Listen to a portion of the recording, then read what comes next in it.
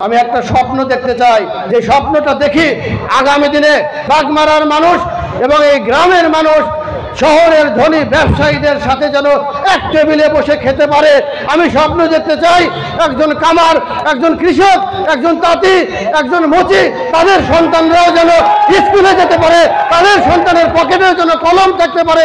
এক বিন্দু রক্ত খুন গায়ে আছে।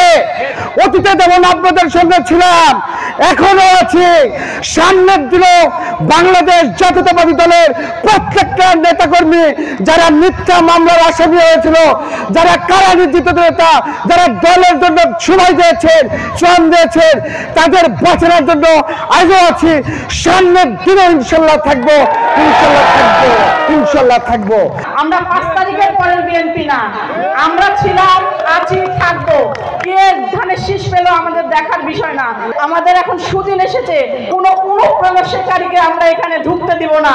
কিছু অপরাধী আছে যারা জানে না যে এই বাগমারায়, পশ্চিম বাগমারা যদি ডিএমজিউর রহমান না থাকতো, আজকে সদস্য সচিব ভাগিনার টোটল সাহেব যদি না থাকতো, ছাত্র সমাজ, মূল দল, কোন অঙ্গ সংগঠনের কোন কমিটি না থাকতো, তাহলে এই এলাকার বিএনপি থাকতো না। আগামী দিনে যদি তারেক রহমান তাকে ধানের শীষ প্রতীক দিবে, আমরা তার জন্য ঐক্যবদ্ধ হব।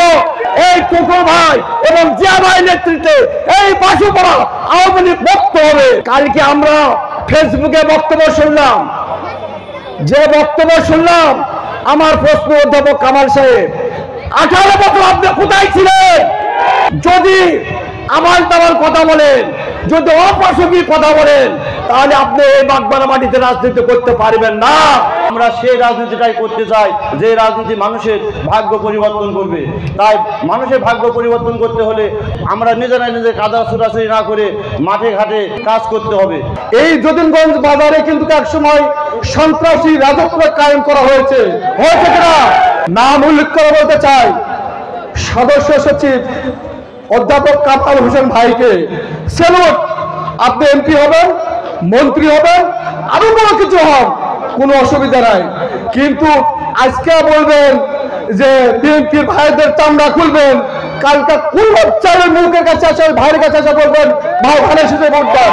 যেসব গতকাল মঞ্চে বক্তব্য দিয়েছেন, বুকে হাত দিয়ে বলুন এরা কারা, কোনটা লোক পরিচিত। দীর্ঘ 17 বছর ফ্যাসিস্ট হাসিনা সরকারের দুর্বিষহ নির্যাতন সহ্য করেছেন। কেউ চাকরির ভয়ে, কেউ ব্যবসার ভয়ে, কেউ বিভিন্ন ভয়ে কোনো কার্ড নিতে চায়নি। সেই পশ্চিম এলাকা থেকে ডিএম জিয়াউর রহমান জিয়া বলেছে আমি চাকরি ছেড়ে দেবো, আমি ইউনিয়ন চেয়ারম্যান ছেড়ে দেবো, আমি উপজেলা চেয়ারম্যান হতে চাই। জিয়া ভাইকে আমরা সামনে এমপির কার্ড দেখতে চাই। দেখেছি কিছু কিছু কমিটিতে ফ্যাসিস্টবাদী শেখ হাসিনা তামাম বাহিনী এসেছে, সেটা দিকে লক্ষ্য করবে। আগামী দিনে বাগমারাতে যারা নেতৃত্ব দেবেন, বাগমারার মাটিতে যারা এমপি হবেন, তাদের প্রতি আমার প্রশ্ন, আলাদা আলাদা ভাবে প্রোগ্রাম করছেন করুন, দুঃখ নেই, কিন্তু আলাদা আলাদা ভাবে প্রত্যেকটি ওয়ার্ডে ওয়ার্ডে কি আপনারা এই তালিকা করেছেন কোন কোন ওয়ার্ড বিএনপির নেতা কর্মীরা বিগত 16 বছর নির্যাতনের শিকার হয়েছিল, মামলা হামলার শিকার হয়েছে? বিএনপির কোন পরিবারে 10 কেজি চাউল কেনার টাকা নেই? বিএনপির কোন পরিবারের সন্তান বেকার?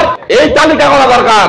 আগামী যে বাগমারার নেতৃত্ব কাছে জেলে সুসংগঠিত হবে, যে নেতা আমাদের দুঃখের সুখে সবসময় তাকে আমরা পাশে পাই, সে নেতাকে আমরা আগামী দিনের বাগমারা উপজেলার ধানের শীষের কান্ডালি হিসেবে দেখতে চাই।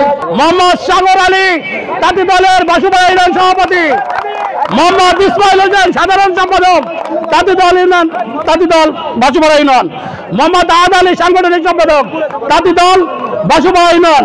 3 সদস্য বিশিষ্ট একটা কমিটি আমরা উপস্থাপন করেছি। আমরা পরবর্তীতে এই কমিটিকে 31 সদস্য নিয়ে আমরা একটা পূর্ণাঙ্গ কমিটি করব। ধারাবাহিকতায় 16টি ইউনিয়নের প্রত্যেকটি ইউনিয়নে আমরা এভাবে কর্মী সভার মাধ্যমে কমিটি গঠন করবো ইনশাল্লাহ। আমি মোহাম্মদ জাকিরুল রশিদ, সদস্য সচিব বাগমারা উপজেলা জাতীয়তাবাদী তাঁতি দল।